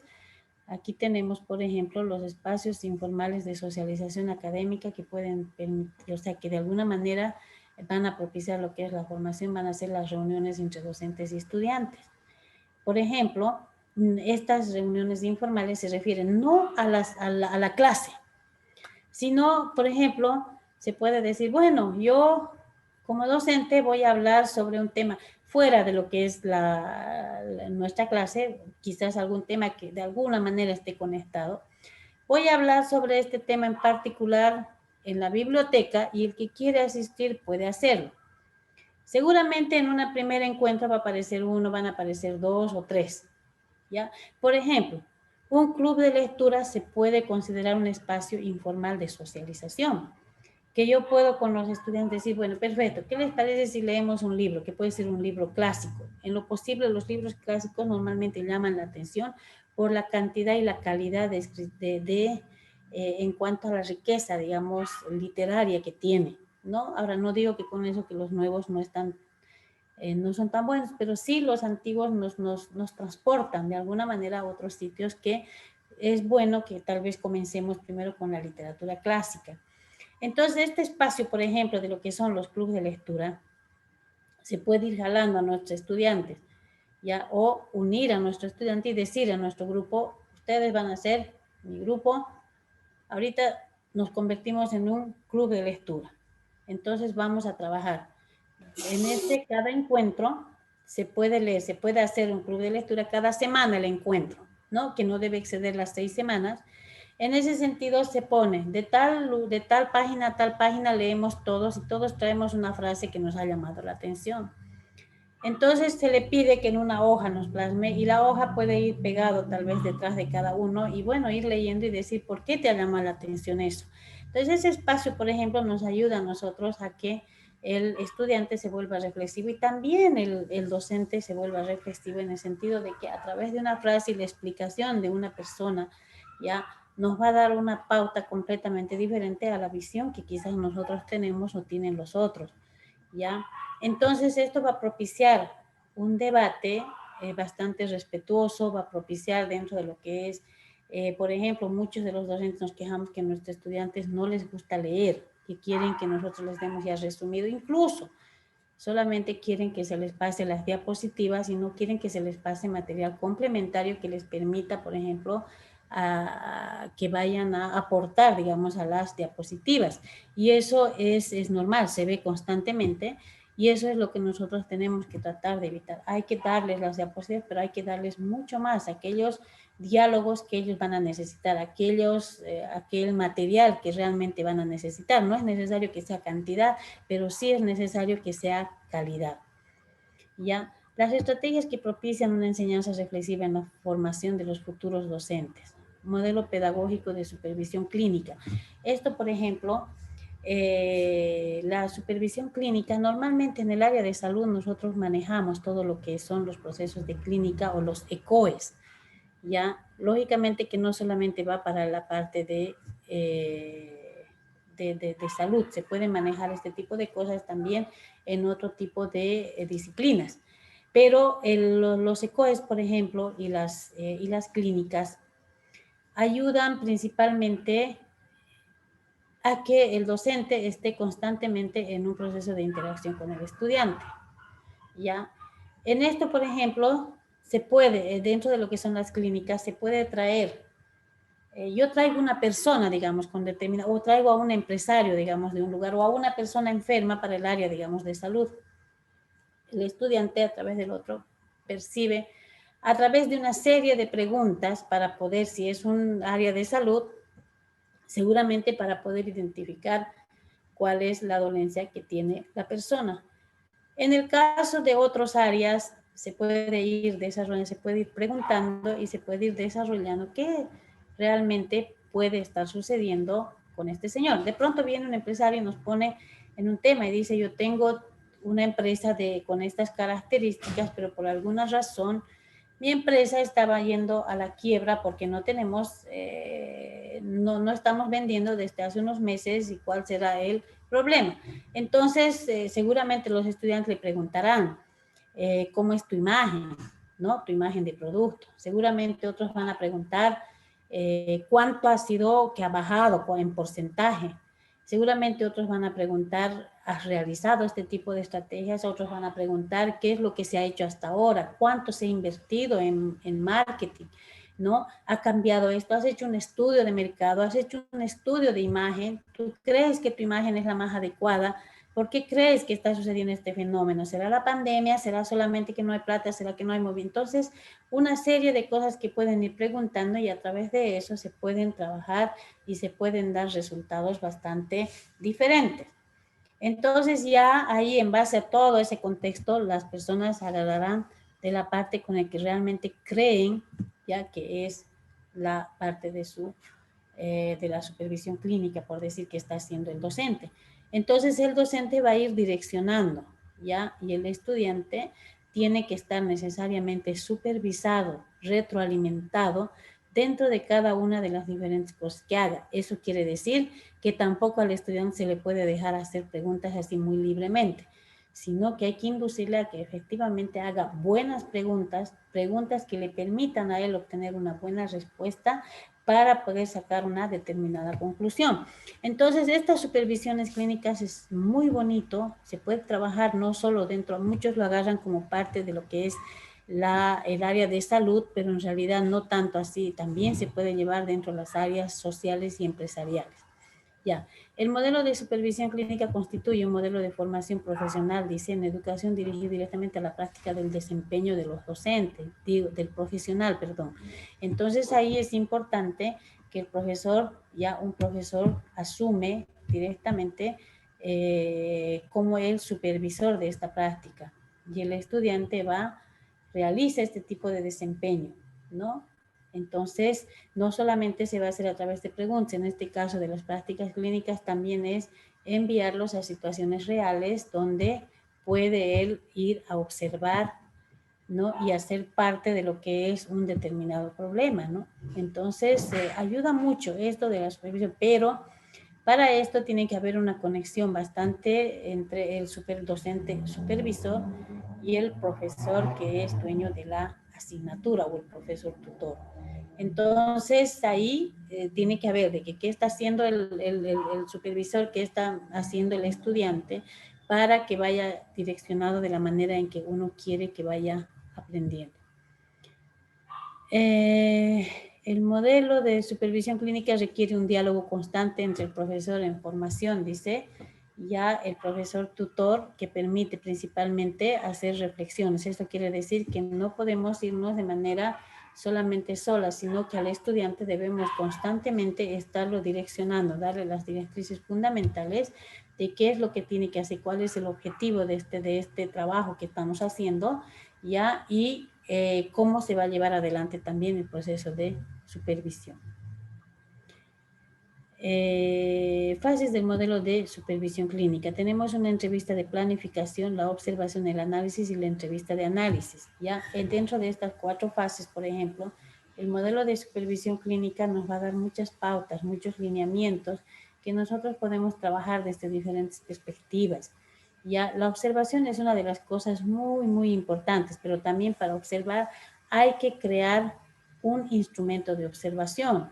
¿Por qué? Porque de todo lo que observamos seguramente no todo nos está sirviendo. De todo lo que nosotros observamos seguramente nos va a servir una parte. Entonces para eso es mejor direccionar con un instrumento y decir, esto nos interesa que observes y lo demás dejas de lado. Entonces esto es bastante interesante. El trabajo de clínicas es muy lindo, este trabajo que se puede realizar y los resultados pueden ser muy novedosos, muy buenos ya en el momento en que pongamos en práctica. Y ya, estas son simplemente las pautas de cómo debemos llevar adelante un modelo de supervisión clínica. Van a tener ustedes como documento ahí para que puedan ustedes llevarlo, pero ya a grandes rasgos les he explicado más o menos cómo es. Estrategias que propician, dice, la formación reflexiva del docente con experiencia y docentes en formación. Observación entre pares.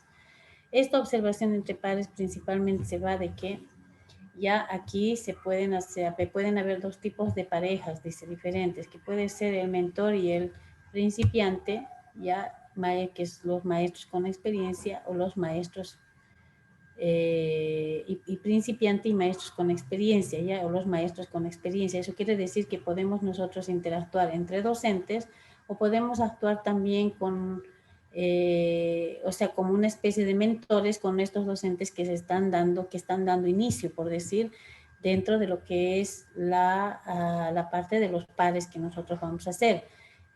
Lo primero que se tiene que pensar es que nosotros queremos ayudar a los docentes dentro del hecho de desarrollar determinadas habilidades de enseñanza. Eso quiere decir que nuestras críticas o nuestros lineamientos no deben ir muy rudos, en sentido de que si hay alguna equivocación que está cometiendo la otra persona, poderle decir y llevarlo hacia el desarrollo de determinadas habilidades de las cuales él debe agarrarse. ¿Por qué? Porque una persona que tiene mayor experiencia seguramente le va a contar sus aciertos y también le va a contar algunos desaciertos que haya tenido. Ya el objetivo de esto es proporcionar principalmente oportunidades a los maestros con experiencia para reflexionar sobre cómo es el proceso de enseñanza. Eso quiere decir que si yo estoy preparando a un docente principiante, este docente principiante seguramente me va a retroalimentar en muchos aspectos y quizás yo me estoy equivocando. De repente él no está de acuerdo con ciertas cosas y va a tener la facilidad y la ventaja de poder decirme cuál es que tal vez la experiencia que yo tengo no está adecuado o adaptado a las circunstancias en las cuales estamos viviendo. Entonces, este tipo de interacción, por ejemplo, entre personas es más de confianza, por decir, para que así cada uno de ellos, o sea, los pares, puedan trabajar de manera más coordinada, de manera que se sientan más cómodos a través de eso trabajando y mejoren, lógicamente, el proceso de la enseñanza y aprendizaje. ¿Ya?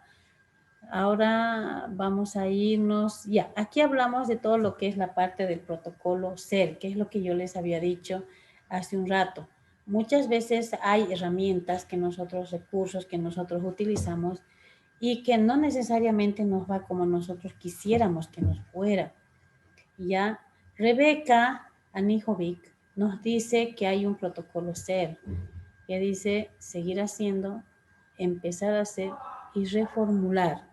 Eso quiere decir que la enseñanza, el proceso de enseñanza, aprendizaje, la reflexión, el ser docente reflexivo, no es nada estático, sino más bien es dinámico, ¿ya? Entonces quiere decir que mientras más nosotros vamos a seguir haciendo, hay nuevas cosas que van a aparecer y ahí tenemos que empezar a hacer nuevas cosas. Y eso va, por ejemplo, para los docentes, por ejemplo, de mi época. Yo cuando he tenido mis docentes, han sido docentes que nos daban a nosotros las tradicionales ahí al frente, donde él hablaba y nosotros escuchábamos. No había a veces ni siquiera momento para hacer preguntas, pero no, nosotros teníamos que, y lo que decía el docente era la verdad absoluta. Entonces eran las clases magistrales. Entonces mi docente era el más admirado, el más inteligente, el más conocedor en todo sentido. Entonces esa era la visión del docente que se tenía. Pasan los años, ya nosotros quizás queremos cambiar, nos aparece lo que es el constructivismo, ¿no? Dejando atrás a otras ideas, nos aparece el humanismo en el que debemos pensar más en el ser humano social. Luego nos aparece el método de la socioformación, ¿no? Como un aspecto de complejidad para la enseñanza y aprendizaje. Las competencias, ¿no? Las competencias se han visto desde todos los métodos, pero ahora hay que ver desde un punto de vista del constructivismo y humanismo, que tiene una línea constructiva y una línea humanista. Entonces, estas competencias nos dicen a nosotros que podemos nosotros hacer lo que estamos haciendo, pero vamos a encontrarnos con una serie de cosas que nosotros no habíamos aprendido todavía. Por ejemplo, en mi caso, empezar a hacer, para mí hace unos años atrás, empezar a hacer era entrar dentro de la era digital. Entrar dentro de la era para poder trabajar a través de las TICs, manejo de plataformas educativas, ¿no? Manejo de, o sea, desde el hecho del Moodle, de Twinbeaver, entonces una serie, ¿no? Del Google Classroom, de 1000 aulas, entonces una serie de TICs, ¿no? De recursos tecnológicos que yo debería haber aprendido, debo aprender, y tendría que haber entrado dentro de eso. Entonces, empezar a hacer para mí ha sido eso, el conocer todo lo que son las nuevas formas de enseñanza a través de la tecnología, que todavía no era el proceso virtual, simplemente era como un apoyo dentro de lo que nosotros podíamos hacer y le llamábamos una enseñanza semipresencial o un blended learning. Después recién vino el e-learning, donde ya no teníamos ya una enseñanza sincrónica, donde el estudiante no necesariamente participaba, pero sí tenía el material adecuado para hacer y no había este tipo de encuentro. Entonces, ahí tenemos nosotros, seguir haciendo, empezar a hacer y reformular, que era lo que yo les decía hace un rato. El reformular significa que nosotros no siempre podemos estar, alguna estrategia que hayamos puesto en práctica, no siempre puede estar dando los resultados que nosotros esperamos. Pero ¿qué pasa con esto? Tenemos la opción de reformularnos. Inmediatamente podemos cambiar de estrategia, quizás utilizando la misma, pero podemos cambiar el sentido. Podemos cambiar, si empezamos por la derecha, iremos por la izquierda. ¿Por qué? Porque de alguna manera lo que yo he planificado tiene que dar algún tipo de resultado. Pero no sale ni así ni allá. Bueno, tengo otras armas. Como docente, seguramente voy a tener una infinidad de recursos a los cuales yo puedo recurrir en ese momento para poder sacar. Eso quiere decir, a eso no le llamamos, algunos le dicen improvisar, pero dentro de lo que es la docencia, yo soy no me gusta decir improvisar, sino yo prefiero decir reformular por el hecho de que el docente no es que esté improvisando algo que no conoce. El docente quizás está sacando un arma que tenía ya escondido, que ya conocía, que ya sabía el procedimiento y que está sacando para poder mostrarlo a través del hecho de reformular algo que no le ha resultado como él había pensado. Ya, hasta ahí, por favor, yo necesito que vayamos hablando un poquito, vayamos conversando, ya me vayan diciendo ustedes sus apreciaciones para que podamos nosotros un poquito interactuar con respecto al tema de la docencia reflexiva. Quisiera que, por favor, si alguien se anima a hacer una especie de una conclusión general corta donde nos diga qué había sido la docencia reflexiva y si efectivamente les va a servir a ustedes dentro de lo que es su formación como docentes y cómo podrían poner ustedes en práctica el ser el docente reflexivo, por ejemplo, en la asignatura que a ustedes más les guste.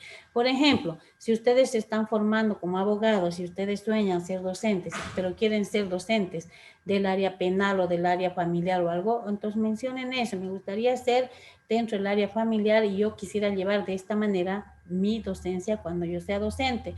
O si es que ya están dando docencia, pueden decir, yo ya doy docencia y yo llevo de esta manera, pero me gustaría innovar y poder entrar dentro de este tipo de cosas para hacer estas cosas que son diferentes, ¿ya? ¿Quién quiere tener la palabra?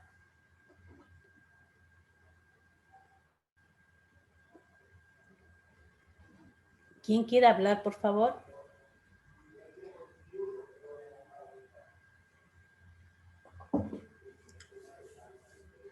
Si nos estamos formando docentes, no creo que no tengamos que hablar.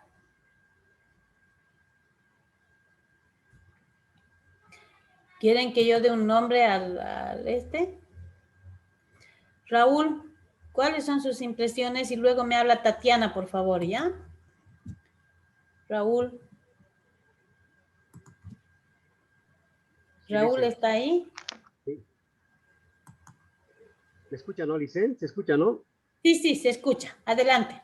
Sí, yo pienso que es un tema muy interesante esto de la reflexión del docente, del análisis frente a la realidad que uno está viviendo ahora, ¿no? En la educación, con las TIC, como ha mencionado, que pues, llegaron para quedarse y bueno, hay que convivir y hay que aprender y hay que aprender, ¿no? A manejar justamente para que las clases en el ámbito donde vamos a ejercer, pues sean también más dinámicas, porque siempre lo lúdico a los estudiantes les llama la atención, entonces les hace pensar también para poder, pero eso es nuestra desventaja, ¿no? El no saber manejar, entonces eso es una limitación, ¿no? Para poder dar de mejor forma las clases o compartir los conocimientos, ¿no? Hacia los estudiantes y poder llegar también a ellos de mejor forma, ¿no? Para seguir haciendo que los jóvenes vayan construyendo su conocimiento, ¿no? Yo más me voy a que el estudiante pueda reflexionar y sacar también sus propias conclusiones, ¿no? Porque hemos venido de una educación donde solo se repetía, ¿no? Lo que ya otros han conocido, lo que ya otros han inventado la pólvora, pues se repetía eso, ¿no? Entonces creo que estamos ya en un tiempo donde tienen que salir de las universidades estudiantes que puedan proponer, ¿no? Proponer, que se les dé la oportunidad y para que ellos puedan plantear. Siempre me cuestiona porque yo si fuera docente de universidad, por decir de cualquier área, le plantearía por decirlo así, que hay una interacción con la comunidad, por ejemplo, con la sociedad, por decir, ¿no? Por decir, si es un ingeniero que va a salir ya ingeniero, pues que vaya y busque a la ciudad, a la sociedad, un problema de la sociedad que solucione, ¿no? Porque él se va a enfrentar a esa situación. Justamente, como otras veces dije, sale uno egresado y pues, ¿qué experiencia tiene de trabajo? Pues justamente las universidades tienen que pensar también en eso, ¿no? Para pensar, analizar, reflexionar que problemas de la realidad el estudiante pueda saber resolver, ¿no? Entonces, si hay una experiencia, si yo como egresado he solucionado un problema de la sociedad como profesional, pues imagínense ese currículo, ¿no? Y de cualquier área, ¿no? De cualquier área.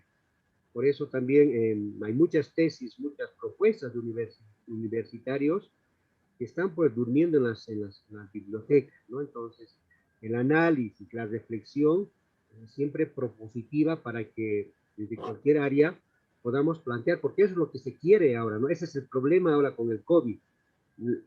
La ciencia no sabe qué decir ya. O sea, ha llegado a tanto el límite no sé, de no compartir el conocimiento, donde pues estamos como estamos con el COVID, realmente ha sido fatal, porque universidades o países con alta tecnología, pues no pueden decir la verdad, porque el otro dice una cosa, el otro también, entonces, no, y la ciencia es tan exacta que pues tiene su palabra, ¿no? Entonces, pero dentro de este análisis de pensamiento, del poder, de que yo manejo la información, el conocimiento, porque el conocimiento es poder, no comparto con otros porque así tengo poder, etc. Se juega toda esta situación. Y creo que el profesional, como usted menciona, que salga realmente preparado para enfrentar este tipo de problemas, soluciones, ¿no? Porque también tenemos profesionales que salen de las universidades que no pueden desarrollarse como tal, porque están ejerciendo o no encuentran ese trabajo y están trabajando en otras áreas que no es su profesión realmente, y esa es una pena, ¿no? Entonces creemos que el profesional que salga tiene que salir uno con las herramientas tecnológicas, sí o sí, porque eso ya está dicho, se llegó para quedarse. Otro. Y tiene que ser pues reflexivo, propositivo y creo que todas las profesiones pueden solucionar muchos problemas que la sociedad está sopesando, ¿no? Y creo que una práctica puede ser interesante de cualquier área, y que pueda solucionar, porque hay sectores en la sociedad que no acceden a los profesionales, no van a acceder nunca. Sus casas están construyendo en áreas periféricas, ellos mismos, pero imagínense si estuviera asesorado por un ya pronto ingeniero para asesorar gratuitamente, digo, porque es una obra social, a esta familia que está construyendo su casita en un área periférica, por decirlo así. Para él va a ser una experiencia porque va a practicar en un hecho real, concreto, cosa que en el futuro pues va a llevar también a la práctica. Creo que el profesional tiene que ser competente en ese hecho, ¿no? Para poder solucionar problemas de la sociedad y reitero, de cualquier área, ¿no? Porque eso es lo que queremos, que nos den soluciones científicas, reales, y no tener esta incertidumbre como hoy tenemos dentro de la medicina, lamentablemente, ¿no? Gracias. Gracias, Raúl. Tatiana, a ver, escuchémosla, Tatiana.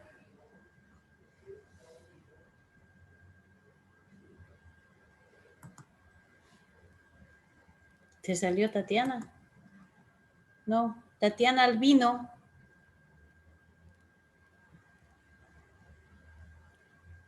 Yesenia.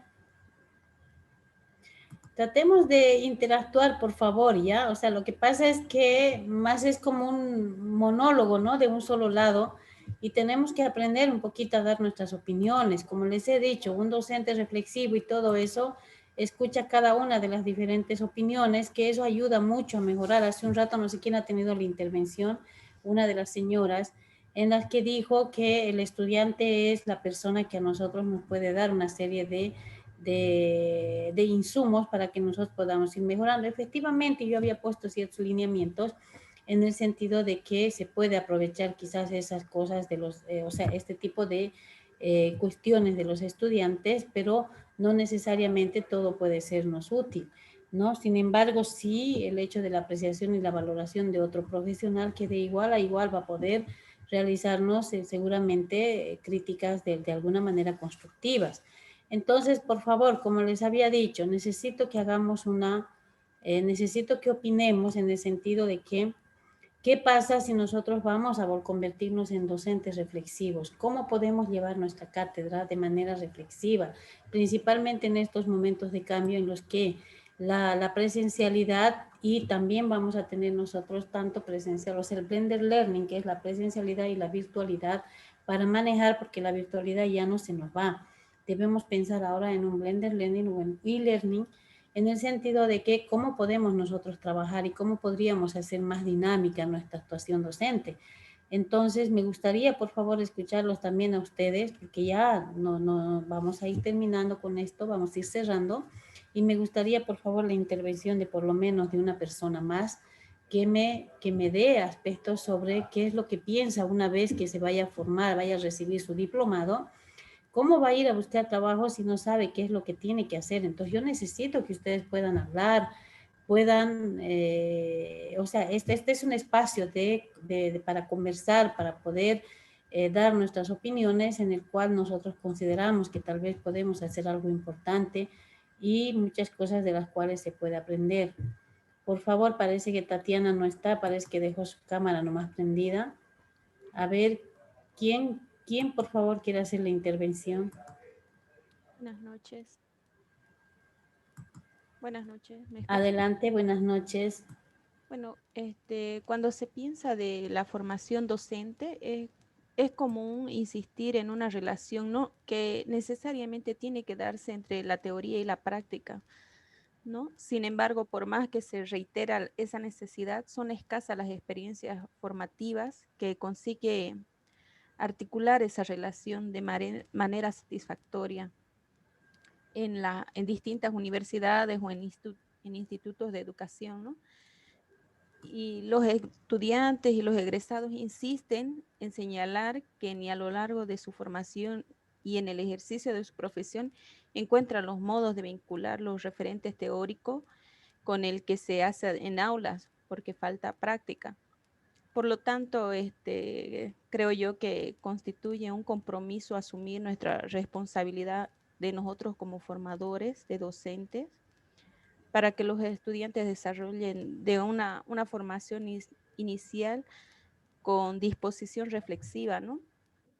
Que haya más orientación al aprendizaje, más prácticas en los cursos que se dan, ¿no?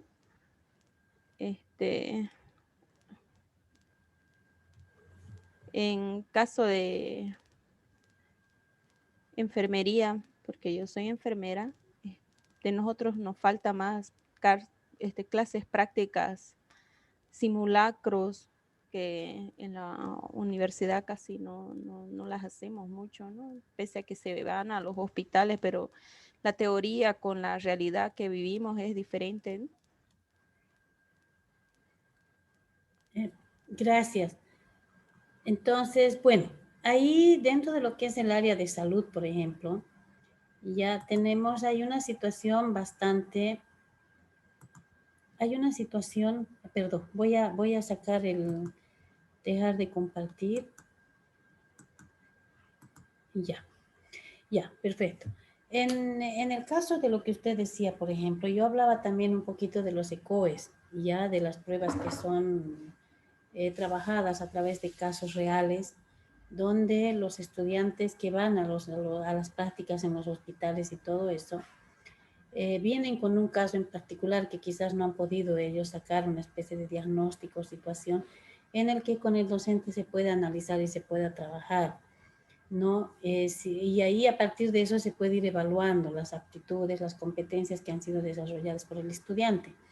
Por otro lado, usted que me habla de todo lo que es la parte de enfermería, normalmente, ¿qué es lo que debería hacer un docente en esos casos cuando los estudiantes van a sus prácticas y no saben determinadas cosas porque lo han llevado solo a través de la teoría y no así a través de una práctica?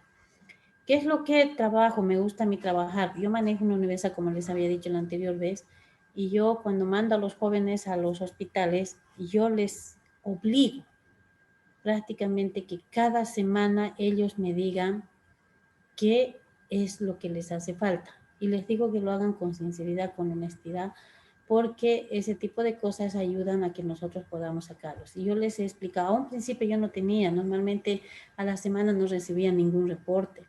Y un día los senté y me molesté y les dije, o sea, esto es para ustedes, o sea, que ustedes me digan no va a ser de que yo ni despida a un docente ni nada por el estilo, sino va a ser más bien para que yo pueda ponerles a una persona que les enseñe esos aspectos para que ustedes puedan aprender y puedan ir allá mejor preparados o por lo menos puedan asumir ciertas situaciones.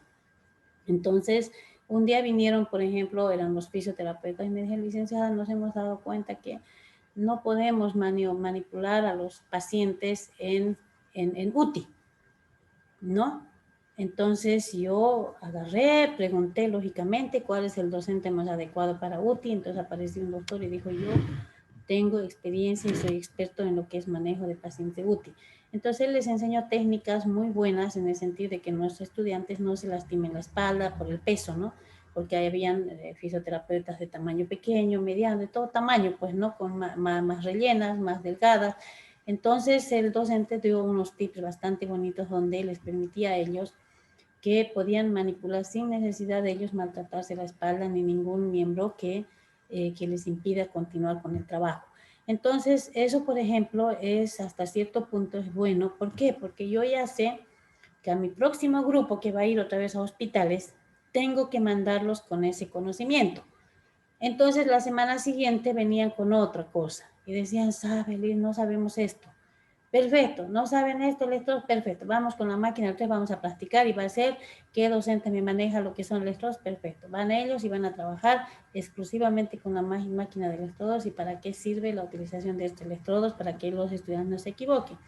Entonces eso me va haciendo de que vaya aprendiendo de estos chicos que no han aprendido algo y a estos otros tengo seguramente que enseñarles y mandarlos mucho más preparados para que en la siguiente ellos me vengan con otros problemas.